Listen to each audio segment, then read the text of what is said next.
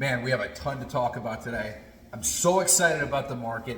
I haven't been this excited about the market in about a month. And the reason being, so many things were pumping, other things were retracing. Now we're kind of at this point in the market where I kind of have some clarity. I have some clarity on my expectations and the setups that I'm going to be looking for on a lot of different names. And I want to share those with you, right? First of all, skip forward about a minute in this video if you want to see me start talking about Sofi and then Celsius and the other stocks that I'm going to be covering in this video. But first of all, I wanted to talk about a little bit about my mindset, right? I booked an incredible win for this last 3 months, and that money's mine, right? I haven't lost it, and I'm not going to lose it because I've traded out of those positions, I've de-leveraged, and I'm now in a really good spot as far as my portfolio, right? And I've got a lot of cash now, right? But I want to talk about why I did that. So I made so much money in those 3 months, the euphoria sets in, the stress and the burnout from the risk management. I've got a busy life, I work a job, I've got a ton of kids, I've just got so much going on that then actively day trading and trading on top of that and trying to maximize profit and minimize risk, it's a lot, right? And so when I booked that really big win, and it wasn't just one name, it was a bunch of names, at that point, I gotta sit on my hands a little bit. I gotta calm down. If I keep forcing myself into trades, I'm gonna make a bad call and I'm gonna take an L or get caught holding the bag, and it's gonna be because I overtraded and made a trade that I wouldn't normally have made, right? So I've really found that for my biggest wins, it's normally about 1 a quarter. If I would just sit on my hands and look for the ideal scenario, the ideal setup every 3 months, I'd hit a home run every 3 months. And I can look at the charts, I can look back on the last decade that I've been trading, and pretty much every 3 months, when I was actively trading, every 3 months, I'd absolutely pick an absolute banger, right? And that goes for this year, that goes for previous years, crypto, stocks, whatever, right? There was always an absolute banger about every 3 months, and it was long, short, whatever, right? And so all that euphoria, all that stress, just, I wanted to keep going, I wanted to keep trading with everyone because I knew the melt up was going on, right? Sit on your hands, dude. Sit on your hands, lock in the profit, de-risk, and sit on your hands. I had to force myself to do it. I had to force myself. And one of my buddies I work with that's really into the game too, right? He's like, what do you think? What do you think, man? What you got going on? What are you looking at? I was like, dude, I'm just burnt out. I need to chill. I just need to chill right now. He's like, what do you think in the video? This and that. I was like, man, I haven't looked. I need to chill, right? But now I'm excited. Now I have a plan. Right? So let's get into the names now, starting with Sofi and going from there. I'm excited. Let's go. So now we're going to get through these names pretty quick, and there's a lot of information. Sofi stock is first. For Sofi, it's pretty much traded sideways the last few weeks. Great, that's kind of what I expected. We burned out a little bit when we didn't make that gap up. When I made that video 2 weeks ago, 3 weeks ago, whatever it was, on that Monday morning, when we didn't gap up and try to run to $18, that was it, man. Right? Without another catalyst, that was it. And so, actually Friday, this past week, I was so incredibly busy at work. I saw the price on Sofi and it was at my buy target. It literally hit my buy target to like the penny. And so I couldn't walk away. I did not have even 5 seconds to walk away, pull out my phone and buy into Sofi, because I would have made just like that. Because I would have reloaded the position, it would have been over it would have been 15,000 shares. So you can do the math on $1 a share there, right? Just that day, I missed that, right? It was also busy Friday. I missed the sell on Celsius. Anyway, back to Sofi. So now I'm looking for Sofi, and I'm just going to show you my chart where this is my expectation for Sofi to kind of bleed and go below that line, and then to test it from the downside. And then I want it to kind of creep back up and make a third touch on that upper trend line at like 1550 would be that third touch.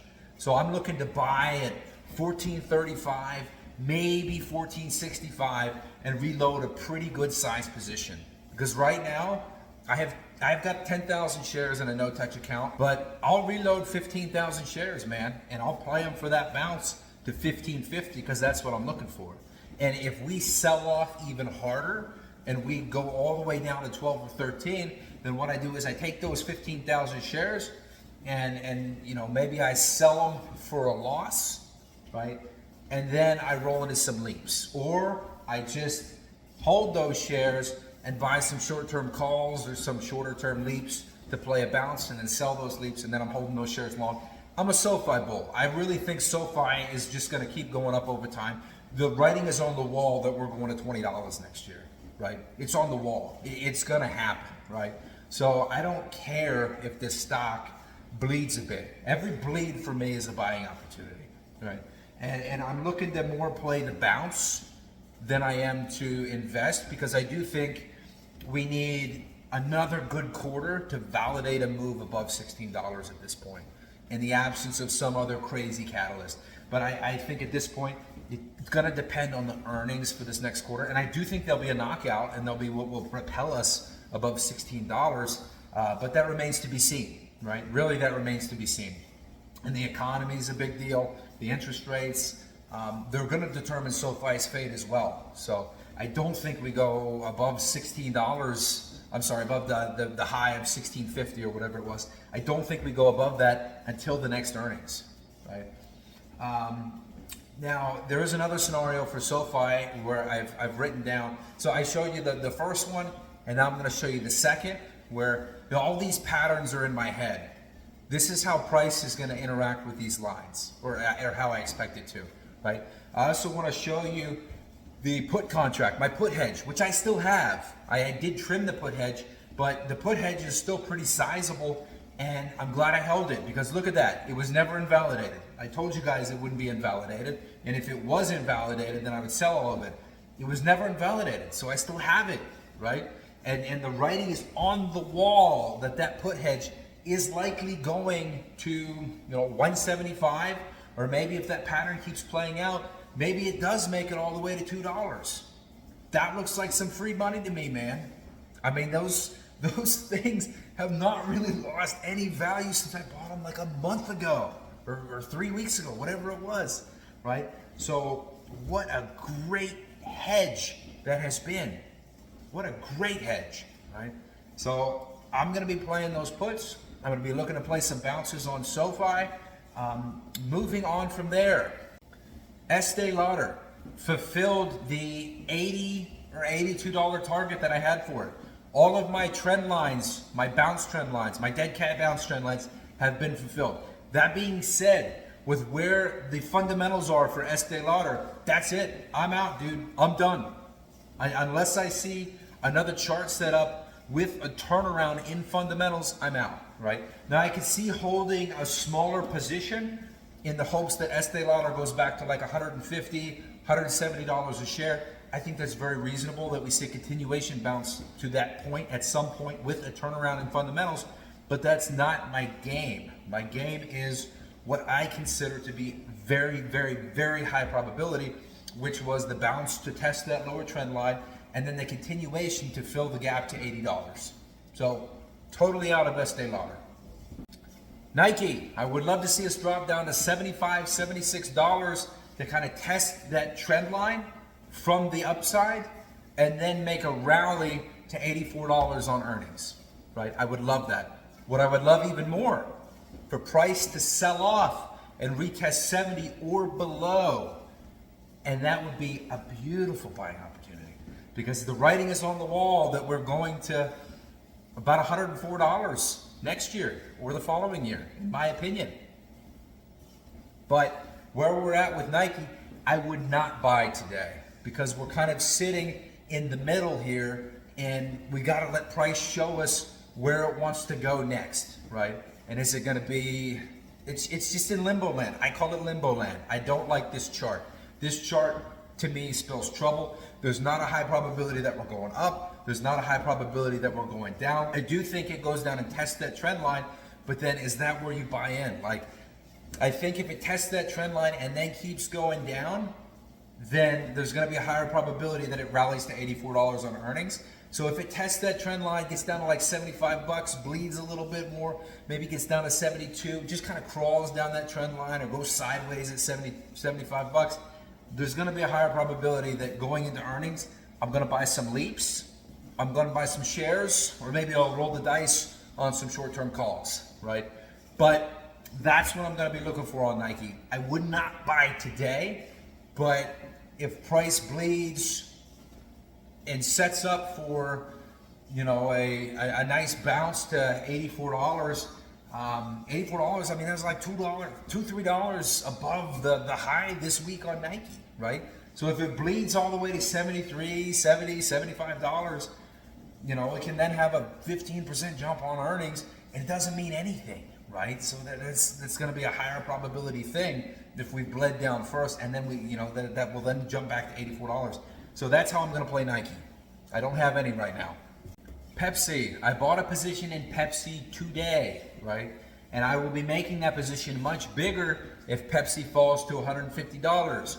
Why? Because that moving average line, the purple line, if we weren't in a major recession, price always bounced on that line. So $150, maybe $151, Pepsi's a flaming buy in my opinion. I will be buying more. This is an interesting one that I've never talked about before. SHARKNINJA, right? I love Ninja products. I have a ton of them. The Ninja Creamy, I think it's great they're getting into the espresso machines. I have a really nice Breville, but it looks like the reviews are pretty good for the Ninjas as well. They do so much. And then the Shark stuff too does very well. So I really like Ninja Shark, or whatever the name is, right? Now this stock, I almost pulled the trigger on selling some 2026 or 2027 puts today, and then I said, you know what? It's not the perfect scenario right now. I'd love to own the stock long term, but what happens if we, you know, if consumer cyclical or consumer durables end up going down more? We know what happens if we enter this recession. I don't like this setup fully. I want to wait for something that really looks nice on the charts as far as the volume profile and the trend lines. Plus, what is the consumer durables average PE? I believe it's like 15, right? And it can get up to like 25, but I think the average for these consumer durables companies is like 15. Now, SharkNinja is more of a growth company than most of these consumer durables, so it deserves a higher PE. But that's why I'm saying that if we can get price to fall to these levels I'm going to talk about, then I think it's a flaming buy. And so if SharkNinja gets to $86, I will buy some shares, and then I will buy some in the money calls. So maybe $20, $30 in the money, so maybe like a $50 strike, and that won't add too much premium to the overall. To the cost basis. That won't add too much to the cost basis over time. So I'm going to buy some of those, and then I'm going to, more so than that, I'm going to sell some at-the-money puts. So sell some at-the-money puts. So right there, like 86 bucks, I'll sell like the $85 put contract for like 2027. And then if price gets all the way down to $70, and we may see a pattern start to develop where then price goes down to $70, that is an excellent buy. I will be loading the boat on in the money calls because I love this company. Their projected forecasted earnings for next year look fantastic. That would put the PE, you know, if it gets down to $70 with projected earnings of almost $5 next year, I mean that puts the PE at 14. That's fantastic. That is fantastic for that company, right? So as long as nothing changes, I don't think price will get to $70. But if it got there, even if earnings were forecasted down for next year or even the following year, whatever, I'd be loading the boat at $70 on SharkNinja because I love that company. All right, the next one is Whirlpool stock. This is an interesting one. Very high dividend payer, really nice stock. That is a stock that I bought 2-3 weeks ago, maybe 4 weeks ago. It's about $108 a share. I got the dividend, which was real nice.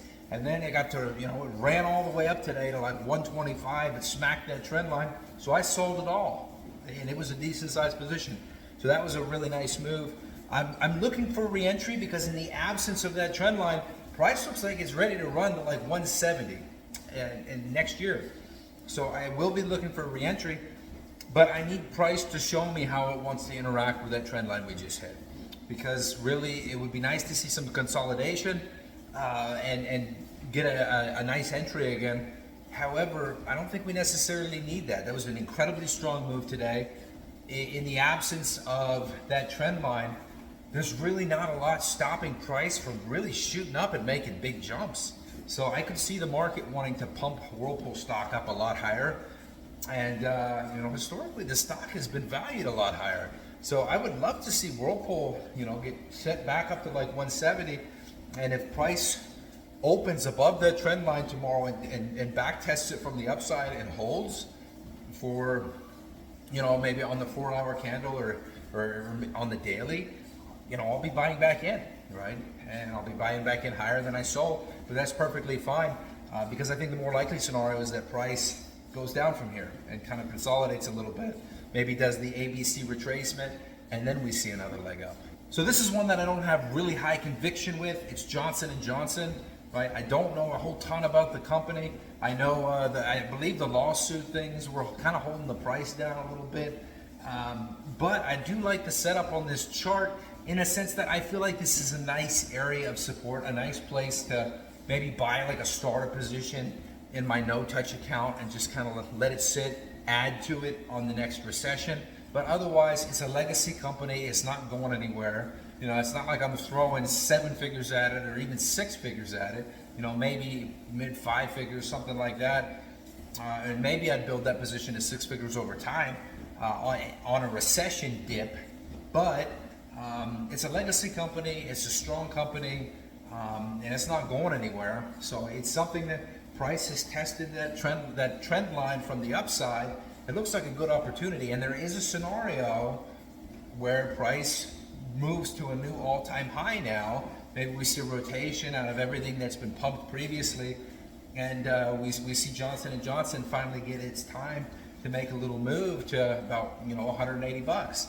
And so given that we've got a nice strong area of support here, so the last one and perhaps the biggest potential moneymaker for me from this list, and the one I'm most excited about because the chart is just gorgeous. The chart is gorgeous. If you look at the time frames, if this scenario is fulfilled, if this possibility is fulfilled, it's perfect. It's literally perfect, right? And I know there's a million YouTubers talking about AMD right now. It seems to be the hot topic. You'd expect price to be going up right now. Why isn't it? Well, maybe it's because this scenario that I'm about to talk about is what's actually happening right now, right? So if you look at the AMD chart, if we were to test that trend line from the upside, we'd be down at about $100 on earnings. So we're looking at February of next year. February of next year, that would be, that touch on that trend line would be symmetric as far as the time frame between those peaks. If AMD touches $100, I'm going in for 2,500 shares, right? The reason being, that time frame was symmetric. That support will be strong. If you look on the larger time frame, fall 2027, the price of AMD will be $300, right? This is just what the charts say is a possible scenario. Watch it happen, right? Watch it happen. It's amazing how these waves and these trend lines and these 3 touches are so important to price movement. There's a reason that in the last decade, this is the biggest thing I've taken away from it, away from all my experience other than volume profile. As far as price prediction, and you'd be surprised when you run Fibonacci's and stuff, the Fibonacci's always line up with these key trend lines. Always, always. By the time price hits that key trend line, the Fibonacci's lining up with it. So all these Fibonacci guys that like to crap on trend lines, it's just dumb because you're always having to change your Fibonacci's a lot of times. But your trend lines, I mean, you draw them, you're looking for a touch. It's not hard. It's not hard. It's super easy, right? For me, right? This is the one I'm most excited about. This is one that, you know, again, I will buy 2,500 shares or I'll go even heavier. If the fundamentals look good and price is at $100, maybe I'll do some in the money, maybe like $60 strike calls for 2027 and try to get the rights to 5,000 shares. And I think this one will be a really nice one to hold. I really think it'll have an incredible return over those next few years. But that's the scenario I'm looking for. It's based on the chart, but also on those kind of symmetric time frames, because there's a lot of validity to those. And it really makes the price movement stronger, in my opinion, right? But anyway, good luck to you guys. That was the last one I had for you. Other names, Amazon, you know, I've sold out of Amazon because Amazon did that ABC retracement after that initial wave. I had sold at 215 on the first wave, retraced all the way to like 195 or so. Now it's rallying all the way to 230. I'm out, right? Facebook had a really nice rally without me. Tesla had a really nice rally without me. In my last video, I said that I was going in heavy on Celsius stock, and I did leaps, and then I did some shorter term calls, some January 2025s, January 17th. Then I did some April quarterly contracts as well. Overall, I think I had the rights to 25,000 shares at one point, with the majority being leaps. But I've trimmed all the Januaries, all the Aprils, and some of the leaps. Now I only have the rights to 8,500 shares left, right? That's because Celsius is taking quite a jump from my buy-in point. I'm still looking for $35 by the end of this week or in the coming weeks. However, you know, I don't know if price will get there, right? Celsius has kind of been all over the place. I wasn't happy with the price action. I saw that we fulfilled a third peak on a trend line today. Even though we had a strong bullish close, the price action has just been so shaky. What I wanted was, I wanted to at least maintain the rights to about 10,000 shares or be close to it so that I could buy, you know, a few of those leaps back. When I say leaps, I buy, in this case, in the money leaps, pretty deep in the money. So it's almost like owning shares, just with a little bit less of the money up front. That's just how I like to do it sometimes. On Celsius, you know, but if I had, looking at it now with how volatile Celsius is, you know, maybe I shouldn't have done that. Maybe I should have just outright bought the shares. You guys know I bought all those energy drinks, over 100 different energy drinks that I've been taste testing. Celsius has something special in my opinion. I like the brand. I'm a bull. I'm not crazy about all these lawsuits that are coming out. Let me know if you think there's any concern with these lawsuits, because I kind of think there's not much basis for them. But I do think it's a shorting opportunity, and it's giving ammo to the shorts, right? Because I think the stock will be pumping harder. And I do think this is my concern. This is the reason I deleveraged with Celsius, and I forgot to say this earlier, was price is not moving as strongly as I would expect. Based on these patterns on the charts, price is not moving as strongly as I would expect. And I think the reason for that is these lawsuits, these allegations coming out about, you know, fraud. And so that's really all I can come up with. And so because of that's the whole reason I deleveraged. Otherwise, I would still have my full leverage on Celsius, because that was a beautiful setup. But for a beautiful setup not to be playing out to a T, it's cause for concern. And because of that, it's cause for deleveraging and getting a little bit safer and locking in some profits, right? Anyway, I hope you guys make some good money. I hope you're excited about the market. I hope you've been smart with your decisions lately. Nothing I share is financial advice. I'm not a licensed financial advisor. I'm not a CPA. I'm just the guy on YouTube sharing my thoughts on my own portfolio, my own investments as a means of entertainment, right? Nothing I say or share in the charts or in my words, in my videos, on my channel, comments, anywhere, should be viewed as financial advice. You should make your own investment decisions, do your own due diligence. You're responsible for your own gains and losses, right? I have nothing to do with it. I'm just here to entertain. Good luck.